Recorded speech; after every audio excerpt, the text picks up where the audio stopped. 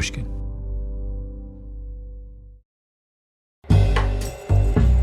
I never went to a Formula One race as a kid because we lived in southern Ontario, and there was just one F1 race in Canada. That race was in Montreal, a good 7-hour drive away. I never watched an F1 race on television either because we didn't have a television. But what I did have was a subscription to the car magazine Road and Track, and Road and Track took F1 very seriously. Every month my new issue would arrive. I would turn immediately to the long, detailed account of that month's race. And I fell in love. It's been 50 years, but I can still rattle off the names of all the top drivers of that era from memory. James Hunt, Mario Andretti, Carlos Pace, Jacques Lafitte, and of course the greatest of them all, my adolescent idol, Niki Lauda, who won 2 world championships in the mid-1970s with Scuderia Ferrari. He was world championship material from the moment he joined the Ferrari team. There's no question that in 75, 76, I was really dominating the whole thing without any mistakes, so I did nothing wrong. I mean, this was perfect driving. If you had met skinny pre-adolescent Malcolm in the mid-1970s in rural Ontario, there's a good chance you would have seen me in my prized Ferrari t-shirt. I was a fan, one of what the Italians call tifosi, a Ferrari devotee, and that's what it meant to be a fan 50 years ago. T-shirts, magazine stories, and a big Niki Lauda poster on your wall. But what does it mean to be a fan today? Today we have the internet and streaming and big data and AI and all the other accoutrements of the digital age. Is there a chance to reinvent the meaning of fandom?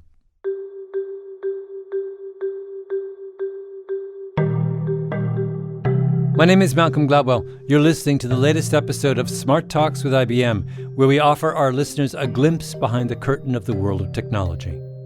In our first episode, we talked about how an AI assistant created with IBM Watson X helps future teachers practice responsive teaching.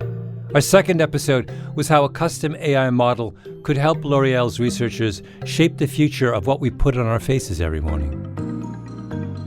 In this episode, how IBM, one of the world's preeminent technology companies, is joining up with one of the world's preeminent racing brands to fundamentally change how fans interact with their favorite team. The size of the Scuderia Ferrari HP fanbase is staggering. 396 million people around the world identify as Ferrari fans. 396 million. The only other fan bases that big belong to the iconic Premier League football teams like Manchester United or Chelsea FC. I don't believe there is any other Formula One team that inspires that kind of devotion. Ferrari's job then isn't to necessarily grow its fan base. 396 million is more than enough fans. Their job is to deepen the connection people feel with the Scuderia Ferrari team. But if I'm Ferrari, how do I find out more about who my fans are, what they care about, what they want? How do I use my archives and data to create experiences that matter to them? How do I say to the guy who spent his childhood eagerly reading Road and Track every month, here are other ways you can get involved with your favorite F1 team today? The task of deepening an emotional connection in the digital age begins as an information problem, which is where IBM comes in. How would you describe what you do? I'd describe it as probably the best job at IBM. Yeah, I was going to say, I was going to ask you, do you have the best job at IBM? I think so. I'm talking to Fred Baker, who leads sports and entertainment for IBM Consulting in Europe, the Middle East, and Africa. You can probably guess from the accent, he's from New Zealand. We've had a really interesting range of experience over the past sort of 5-6 years. We've worked with Premier League clubs like Liverpool Football. We've worked with England Rugby, St Andrews Lynx. We also globally, we've got a global team. So we work with the Masters, the US Open, ESPN Fantasy Football, the Grammys. You do the tennis stuff? Is that all under your remit? Yeah, so we do Wimbledon as well. Yep, that's under my remit. If you've ever watched Wimbledon on television, I'm sure you've seen at various moments a little IBM logo on the bottom of the screen. That's because IBM has been Wimbledon's official information technology partner since 1990.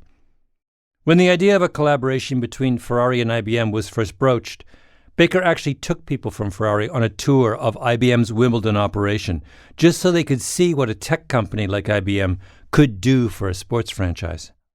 Which Wimbledon did you take them to? Last year's champs. Tell me what you showed them. We take them into what we call the bunker. So it's literally underground at the champs, and showed them how we bring everything to life, from the data capture off the courts, how we real-time categorize, serve all those points to broadcasters and serve them into the app, the website, for millions of fans around the world. They were really impressed by that. I'm also impressed by that. IBM trained its AI on the language of tennis, and not only the language of tennis, but specifically the language of tennis at Wimbledon.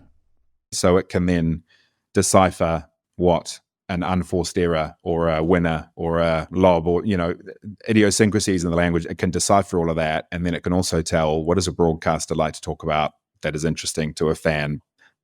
We've trained it so it can not only analyze everything going on in the match, it can analyze past performances and rationalize results based on conditions or form, and then make predictions that fans can learn from. But it can also pull out on the spot really interesting milestones, moments, data points that then come out of the mouth of a broadcaster.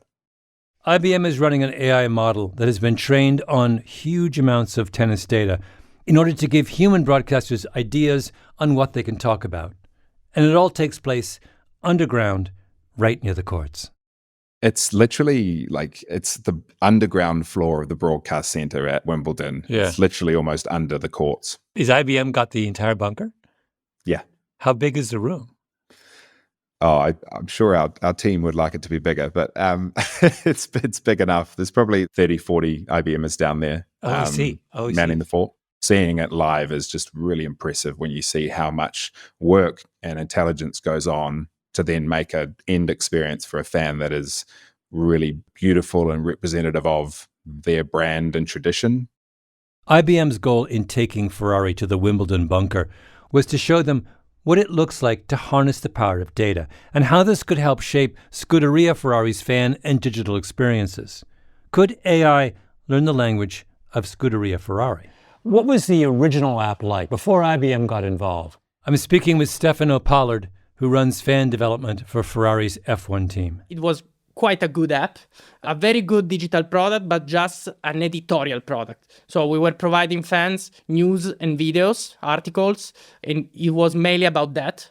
The strategy and the idea was trying to use the app to have a deeper connection and interaction with our fans, making it more interactive. So turning it from an editorial product, which was a very good editorial product, to a more interactive product, digital product. With such a massive undertaking, I asked Stefano how it all started once IBM got involved. We started really with a very long couple of months of discovery phase. So looking at the current app, looking at fans, looking at what fans wanted from a fan app. Tell me a little bit more about that phrase, something the fan wanted. What is it that the superfan wasn't getting before that was something that would tie them even closer to Ferrari? Having run some focus group, having read about market research, having spoken to fans and being a fan, the strongest insight is Ferrari fans and super fans want to be part of something, want to belong to something. So they want to be part of a community, and ultimately they want to be part of a winning team. So they want to feel closer and get access. The way Stefano saw it, the opportunity wasn't with race days, when the cars are on the track. The Tifosi are already locked in. But there was an opportunity to engage Ferrari fans on the other days of the week, or during the off-season. Formula One is so much more than just the race. This is Fred Baker again. What we can do is relive the race and bring it to life after the fact. We can help them prepare, we can help them relive the past, and we can also bring the experience around race weekend to life as well. That, of course, made me wonder, how do you engage fans when there's not a race happening? Baker says it all comes back to data and information. Talk a little bit about data collection, because you're talking about a brand with tentacles everywhere, and you're trying to bring a lot of that stuff together in the app. This is an organization that has for decades used data for racing, for performance, It's not historically used that data for everyone in the world to see. What we're trying to do is expose as much of it as we can to fans. So part of collecting the data, the challenge was around how you go across all the disparate different groups that collect data for different purposes. The team that collects data on tires, the team that has data on drivers, on weather, on competitors, and so on. So you're trying to bring all that together and source it and make sense of it and train our AI to understand what it means, what things on team radio mean, what nicknames mean, what abbreviations and slang and idiosyncrasies on car specifics and track specifics and so on mean. And you're also trying to design for something that is going to be fan engaging, but also appropriate to all the sensitivities of the privacy that's necessary. So you want it to be able to do all of that, collect all the data, produce something for fans in an automated way. But in order to design something to expertly engage the Tifosi, it's necessary to understand more about the passion and the type of national identity behind the fan base. You need to get inside the mind of the superfan. If you wanted to meet some modern-day Tifosi in the United States, you could head to a bar in Midtown Manhattan called Fela. Every race day, Formula One fans gather at Fela to cheer on their favorite drivers, their favorite teams, and I mean really cheer. I sent our producer Jake Harper to Fela on the day of the Canadian Grand Prix so he could see the fandom up close. The bar gets loud and so crowded it's hard to move. Today, the room is packed with Scuderia Ferrari HP fans. Even your glasses are Ferrari. I just noticed that. Jake talked to a Ferrari fan named Gino, who was dressed head to toe in Ferrari's signature red and black. My shoes are Ferrari. Yeah. Fully decked out. They were making fun of me last time I was here. They were like, "Is your underwear Ferrari?" And I texted my girlfriend like, "Babe, I need Ferrari underwear." Did you get it? Not yet. I'll work on it. Gino's fandom started with Ferrari as a brand. I love the cars. I think the 458 Scuderia is like the pinnacle of automotive engineering. That's my dream car. The 430 with the glass house for the engine. I mean, they're all gorgeous. It's always been an aspiration of mine to own one. So that naturally made me gravitate towards Ferrari. Even when the company I worked for sponsored AMG Petronas, I was secretly like hiding my Tifosi at the races. Like Clark Kent and Superman, you're just hiding the uniform underneath. I love that. Yeah, I was wearing a Ferrari shirt underneath my suit. In one sense, Gino is typical of what Ferrari has learned about its followers. A lot of F1 fans, especially newer fans, are fans of drivers. But the Tifosi love Ferrari. It's the oldest brand in Formula One, the only team that has stuck around since the series was founded in 1950. But in another sense, Gino is not typical. He lives in New York. He can go to Fela to celebrate F1 with other Tifosi. I'm a big racing fan, and coming to this bar, I found a bunch of people that were in the F1. Now I'm at this bar every weekend just about with 4 or 5 friends that I made just through racing. But lots and lots of Scuderia Ferrari's 396 million fans don't live in a big city with a Ferrari bar. And lots of those 396 million fans aren't the kind of hardcore fan who dress head to toe in Ferrari's signature red and black. A group that large is diverse, necessarily. And one of the first tasks that IBM and Ferrari set out to do was to understand the full range of the Tifosi phenomenon. People like Gino, hardcore fans, they were easy. They would follow Scuderia Ferrari HP anywhere it wanted to go. But who else was out there? The most interesting addition to the F1 fanbase were those who watched the phenomenally successful Netflix documentary Drive to Survive. These tended to be newcomers to the sport, more Americans than Europeans. What was their emotional perspective? What did they want? Here's Fred Baker again, the guy with the coolest job at IBM. If I'm a passionate fan, I want to read a totally different thing on the app to a casual fan who is of the Netflix Drive to Survive generation versus, some really niche personas that we found that are super interested but don't find it accessible yet until we start to deliver to quite different needs that they have. Working with IBM Watson X, Baker and his team began to develop personas, archetypes of all the possible kinds of Ferrari fans. Because if Ferrari wanted to get better at talking to their fans, they had to understand who the fans were. And the personas are helping Ferrari and IBM create an app that caters to the Tifosi in all their iterations. How many personas did you come up with? I think we had over 10 in the end, maybe a dozen. And this is different, archetypes of people. Even that process is helped by AI. So we train AI to help us develop out a persona. We can get really detailed as to what each archetype is and their hobbies and backgrounds and so on. So our own Watson X helped us in developing those personas. Like our research helped us uncover a segment of middle-aged women in China who Ferrari is a real status symbol, and they're really interested in the Scuderia Ferrari brand, and now they can engage more with it, but it wasn't yet accessible or inclusive enough for them to feel comfortable doing. So real spectrums of fans across those dozen personas that we had to design for. Give me some more examples of personas. Can you give me a couple more just so I get a flavor? Yeah, sure. So the other obvious one is the Drive to Survive fan, and that they're probably not a diehard all their life Scuderia Ferrari fan, but they've really got into the more social side of Formula One that's been born out of the really popular series Drive to Survive on Netflix. You then have gamer personas who are into, esports is growing massively in motorsport, and they're probably not necessarily into the real life racing quite so much, but they're certainly into gaming. So how do you appeal to them? Then casual fans who are sort of into the luxury of Scuderia Ferrari, but not the sport necessarily. Do the personas have names?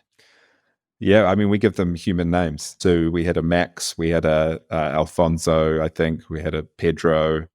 The woman in China, is she watching F1 or is she interested more in the brand and what it signifies? Yeah, more in the brand and being part of a community. If I'm that persona in China, then I probably don't feel like I belong to it truly yet, but I'd love to feel like I do. So I could start to become a part of a digital community, learn more about the brand, probably get access to exclusive merchandise, or, if I can't necessarily own a Ferrari car, which, let's face it, not many people can, and if we're reliant only on the people who can own a car, then we're probably not going to get much engagement. So how do we make others feel that they're still a part of that community?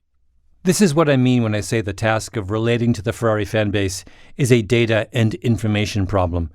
It's about collecting, organizing, and analyzing the needs and wants of an enormous pool of people and speaking to each of them in their own emotional language. Given all the work Fred put into understanding Ferrari's fan base, I was curious to know how his framework would categorize me. I want to figure out which persona I am. So I'll describe to you my relationship to Ferrari, and you tell me. So what I am is a huge car nut.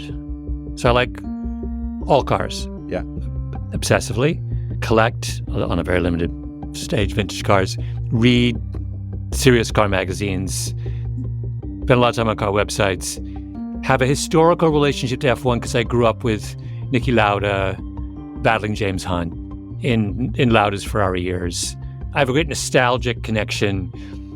Went to Italy with my nephew and went to the Ferrari factory and rented one of those to drive around, And I follow F1, but don't think I would ever go to I wouldn't fly to Miami for F1 in Miami. I wouldn't go that far. And I don't have time to watch F1 on TV on a regular basis. But I'm interested, and I have a red Ferrari t-shirt, which I've been known to wear. And if I ever got really rich, would I buy a Ferrari? Yes, I would.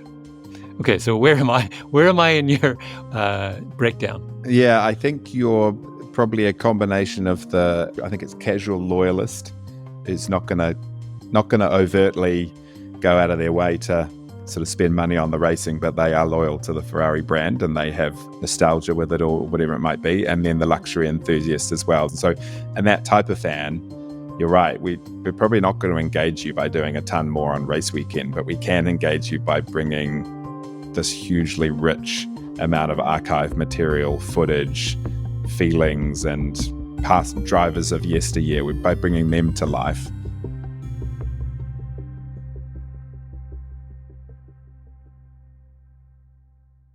Is there an app that you saw another brand doing that served as a kind of model? I don't mean within F1. I'm talking about from any other field. On top of being a very sport passionate, I'm let's say a marketing passionate, a digital passionate guy. So I have a lot of apps, and also for my job, I try to look at different markets and different apps. As we were talking, I was thinking about Strava. I'm a huge Strava head. It's my favorite app.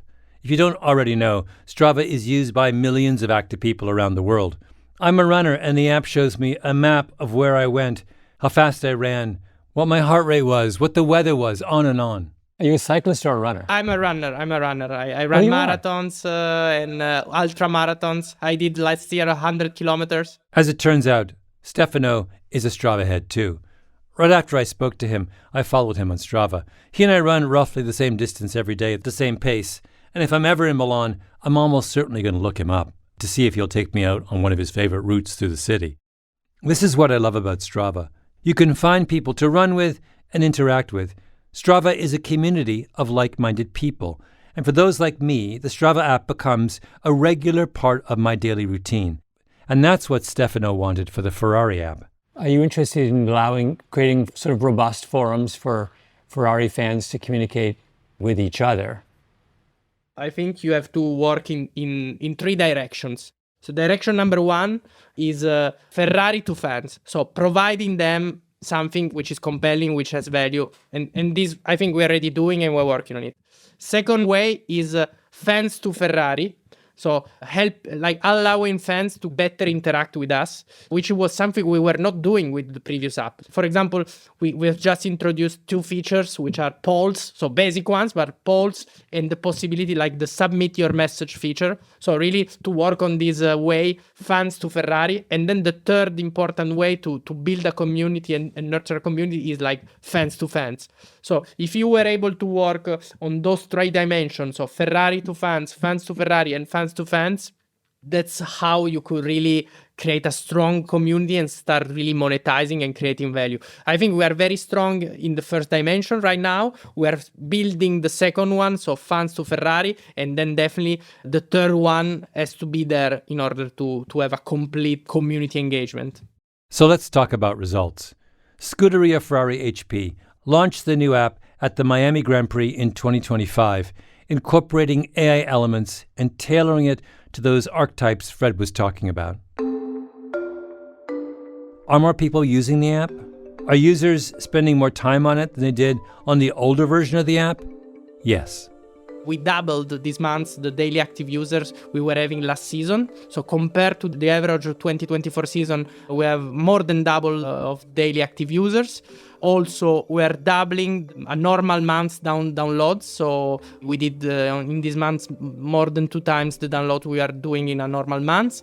We are increasing by 35% the average time spent on app. So KPIs are good. If you build the right app, they will come. For generations, fans of all varieties have met in public places. The stands of stadiums, in bars to watch races and matches on television. But there's a chance now for fandom to exist on a higher and broader level, for a community to be created over the internet, even when the fans are vastly different people who live vast distances apart. I could imagine Gino in his Ferrari red and black, using the Scuderia Ferrari app, relating to me as I relive my memories of Niki Lauda from the 1970s. Maybe I could use the app to learn something from the woman in China, the Tifosi newcomer, or some 17-year-old who got sucked in first by Drive to Survive. I can imagine myself as part of that vision, taking my lifelong obsession to the next level.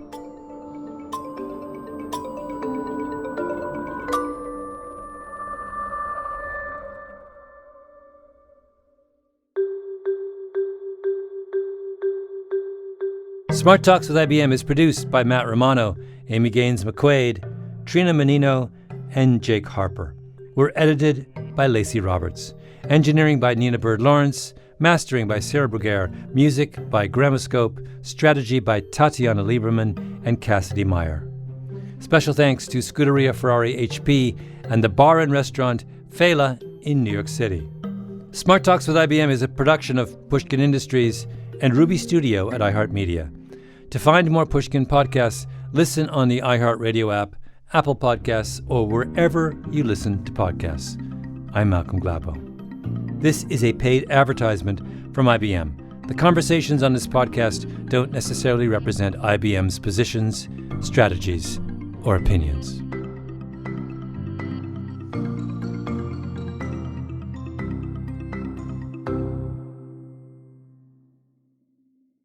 I asked Fred Baker to come up with a hypothetical, something that could fulfill my childhood dreams, something that this type of technology could theoretically do that might appeal to a fan like me, someone whose interest in the sport went back 50 years.